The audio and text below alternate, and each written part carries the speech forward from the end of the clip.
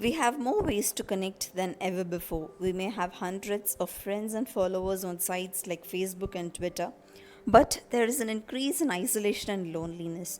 While our relationships may have grown wider, they have often grown more shallow. We have more relationships than ever before, but seemingly there are very few meaningful and deep relationships. It's ironic that in a hyper connected world, loneliness has become an epidemic. We are increasingly isolated from one another. We have become lonely in the crowd. So, today, let's see how to give up on loneliness and isolation. So, God created us to live in relationship with Him. We may be lonely, but we are not alone. God is our first and most important relationship in our life.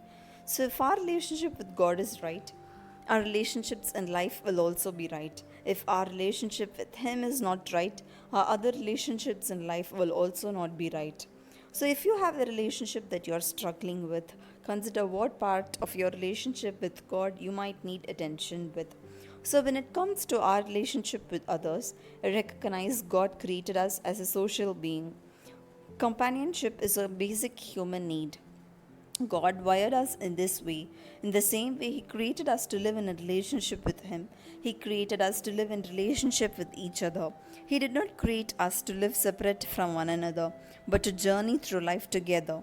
Making a friend starts with being a friend. The calling of Jesus is not to wait for someone to befriend us.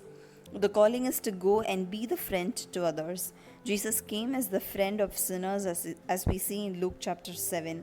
So, as we follow in the footsteps of Jesus, we recognize there are many lonely people in need of a friend. I know there are many introverted people who are reading this or hearing this. You are uncomfortable engaging with others, but it is time to set aside that fear. Anytime you're in a group of people, you're certain to find some people who feel uncomfortable or awkward and out of place.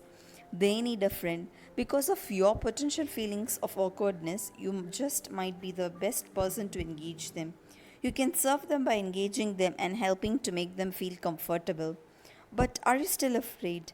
Then ask God to change your heart towards other people. Rather than being worried about the perception of you, ask God to give you a heart to serve them. Stop looking at the satisfaction from the perspective of what other people might think about you. Start with the perspective of God's calling. God's calling is never easy and it is always about loving and serving others. It will lead you to walk across the room and engage others you previously would have ignored. And in this process, you will discover a new friend. You may be lonely, but you're not alone. God has put people around you to serve. So, how are we going to give up on loneliness? Invite a new friend for your lunch or dinner. Invite them to play a game with you or a sport or go shopping with them. Next time you're in a large group setting, look for the person who looks awkward or uncomfortable and seek to engage them and learn a little bit about who they are and why they came to the event. Or make a goal to meet one new person each week in your work or in your church or wherever possible. Let's give up on loneliness.